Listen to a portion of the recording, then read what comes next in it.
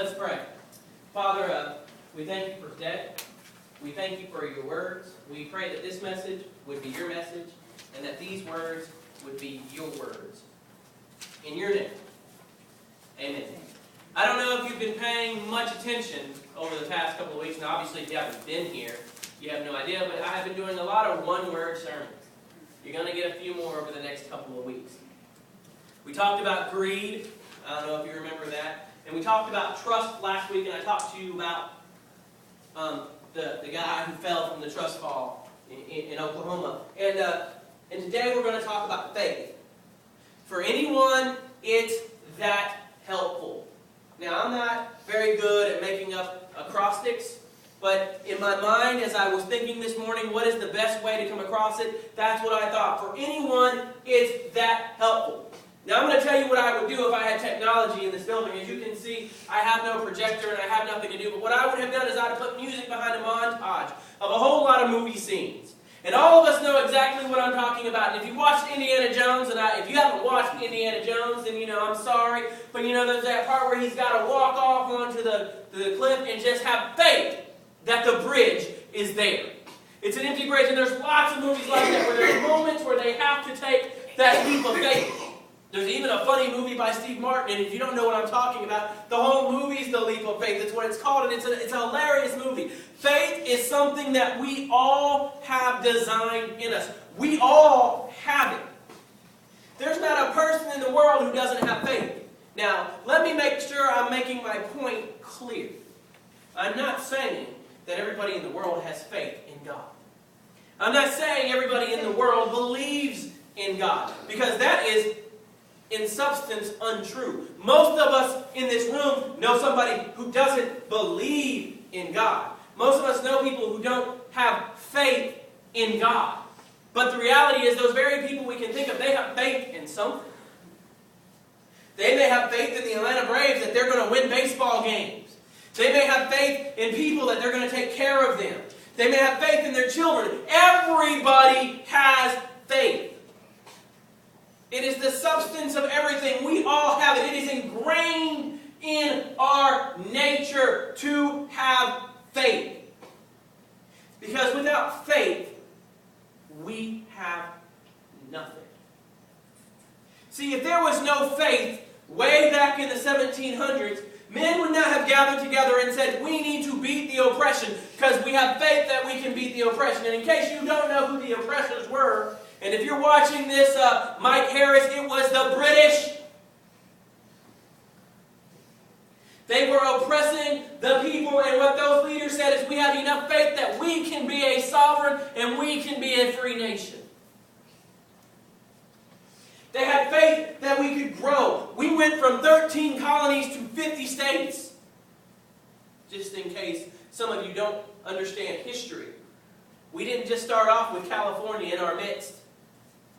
It was a process. But someone had to visualize it. Someone had to have faith it could happen. Television exists because someone had enough faith to believe people would actually sit down in front of a television tube and watch it. Listen, whether you like this or not, the world got a hold of faith. Because they had faith that they could get a bunch of teenagers sitting down and watching MTV and watching music videos and transforming culture. You can name whatever. I don't know why MTV came to my mind. You can name any station. They had enough faith that that would happen. See, we all have faith. The question is, where will our faith lead us? What type of faith do we have? Now, when we open the Bible, to Hebrews chapter 11. Now, if you guys don't know about Hebrews chapter 11, I would encourage any of you, if you're ever just struggling with the faith issue, this is the one to go to. I'm not going to read all of it.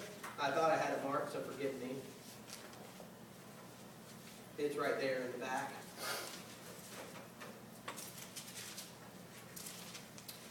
Now, Ed read from the King James, which is the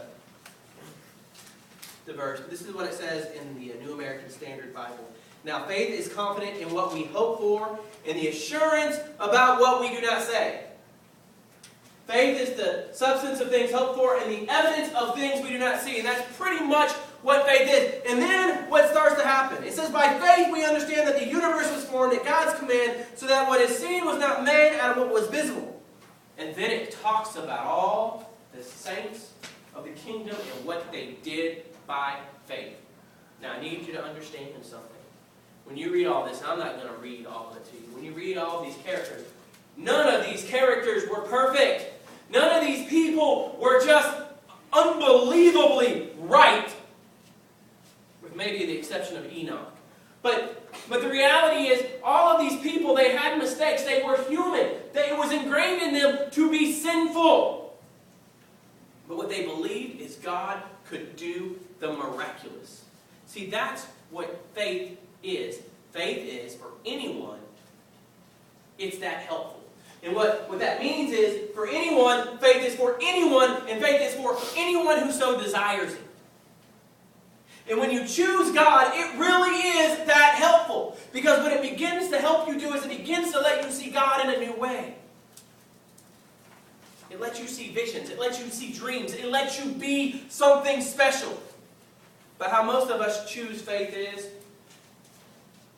how most of us determine our faith is, Pastor, tell me what my vision is. Captain, tell us what we need to do.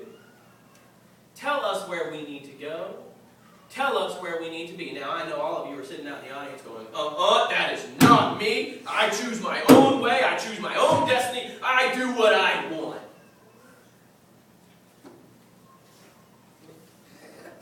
Would you like to say that a little louder? I know what she said, and it's so true of our human nature. In case you did not hear Lauren, it was almost perfect. She said, I wish. I chose. Where? See, but the thing about faith is, it's really not about your choice about where. It's your choice about whom you are going to follow.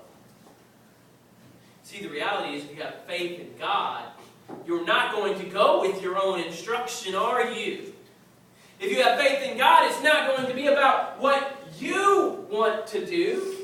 If you have faith in God, it's not going to be about my freedom. It's going to be about giving up your freedom so you can indeed be a slave to Christ. Now, I'm going to pick on Nathan just a little bit, Nathan. I'm sorry. Forgive me. It's like I come to church and he picks on me and he wonders why I don't come very often. So, Nathan is in the military. Most people in the military understand this. They have faith that we have a great country. They have faith that what they're doing is the right thing. Now, there are people who tell them what they are doing is not right. I pray Nathan doesn't run into those people who insult him because he's a member of the military, but it's probably happened. And the reality is, Nathan has faith that what he's doing is for his country. You see, Nathan made a decision when he signed the dotted line. He said, I am no longer my own man, I am my country's man. That's what he did when he signed the dotted line. Now, you can run. You can choose to do that, but there are consequences. It's just the reality of how the military works. I know my brother is a military man. He goes where they tell him to go. He does what they tell him to do. It's how it works in the military. And if you want to leave, you can. You can be court-martialed. You can be dishonorably discharged. You can have all sorts of things happen to you. You can choose to run. But there are consequences for your actions. And you see, when you become a Christian, it's not about you anymore. What you say is, I have enough faith in God that I am going to become God's man. I'm going to go where He calls me to do. I'm going to do what He tells me to do. I'm going to be His man. That's what it's about, faith. And when you're His man, there are great things that can happen. But just like the U.S. military, sometimes you get put in front of bullets. Sometimes you get sent to places that are not that pleasant. But you have to decide, do I have enough faith to get there? Do I have enough faith to be that type of Christian? Where is your faith this morning? Now, I talked about earlier, now I know you're probably confused. It's like, wait a minute. He's saying, wait, I have to have visions of my own. and I have to be God's man. Those two just don't go together. The captain has lost his mind. Now, for those of you who are visitors, there are a lot of people in here who already thought I lost it long ago. Now, sometimes there are paradoxes that we must understand. So, gotta have visions of my own and not rely on what other people are telling me. And God's man. Here's where we make the mistake with faith. If you're in the military and you're in battle, and you wait for someone to do something in a battle, you may very well be dead. You have to take action. You can't just sit and wait for someone. If your man to your left is not doing what they're supposed to do, it's not like, okay, well, if he's not doing it, I'm not doing it, let's just stand up and get shot at. Now, everybody in this room sitting there going, well, there's just no way I would do that when bullets are being fired at me. There's no way that I wouldn't do what I was supposed to do. But I can assure you that if you've watched war stories, if you watch stuff about independence, there are a lot of soldiers who didn't do what they were supposed to do, and it caused a lot of people a lot of heartache and a lot of pain. And the reality is that when bullets are flying at us, we have to make a decision. We have to move. It's not that easy. Now, the reality in Christianity, it's a lot more difficult than that. It's a lot harder than that because the reality is we don't realize bullets are being flown at us. If someone lifted a gun at me today and started shooting, I know my first reaction would be duck. I'd get behind this thing and bury myself in here. Of course, I'd be really stupid because the bullet would go right through there. But I'm just telling you what my reaction would be.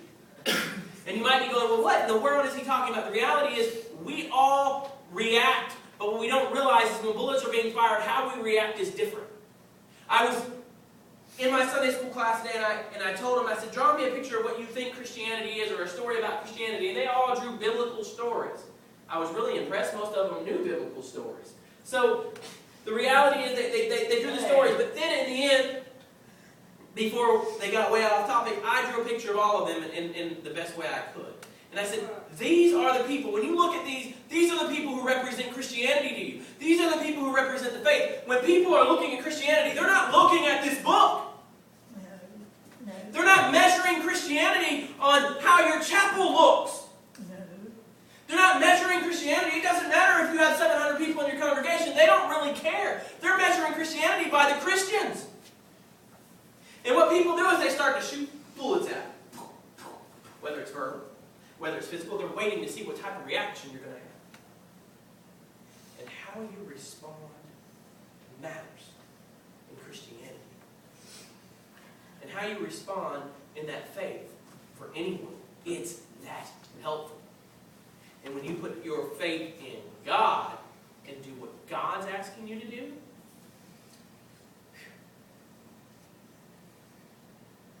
sometimes God asks you to stand in front of the bullet and just take it.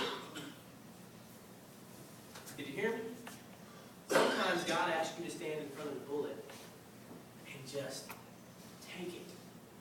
Now, if you've ever taught teenagers that little Bible passage about Jesus and turning the other cheek when someone slaps you on the cheek, every reaction. I've never met a man in my life who likes that passage. Not one. Never met a man in my life who likes that passage.